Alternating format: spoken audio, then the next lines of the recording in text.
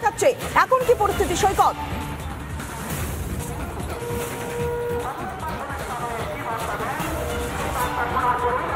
দেখো, এই মুহূর্তে সব থেকে বড় হিন্ট দিয়ে রাখি, বিগত প্রায় কয়েক ঘন্টা ধরে রাজ্য যে SSC commission, school service commission, সেই স্কুল সার্ভিস কমিশনের ভবন আচার্য সদনের বাইরে যোগ্য চাকরি প্রার্থীরা তারা বিক্ষোভ দেখাচ্ছেন।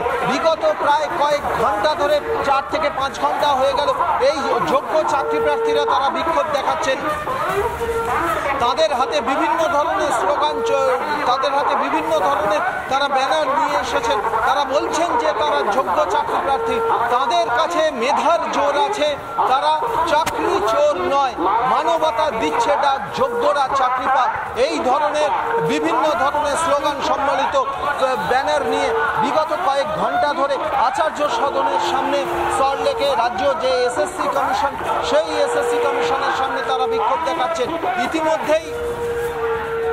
ইতিমধ্যেই আন্দোলনকারীদের মধ্যে থেকে 12 জনের একটি প্রতিনিধি দল এসএসসি কমিশনের অফিসে গিয়েছিল।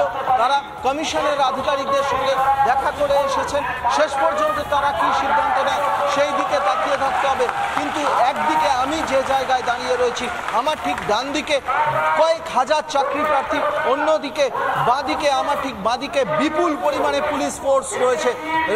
এই বিধাননগর কমিশনারেটে জয়েন্ট সিপি হেডকোয়ার্টারের নেতৃত্বে এই বিধাননগর নর্থ সাউথের সমস্ত ডিসি, এসি এবং প্রত্যেকটি থানার ইন্সপেক্টররা, র্যাব মোতায়েন রয়েছে, স্ট্র্যাকো মোতায়েন রয়েছে, সব মিলিয়ে বিশাল পুলিশ বাহিনী এখানে মোতায়েন রয়েছে যাতে পরিস্থিতি কোনো ধরনের ভায়োলেশন না হয়।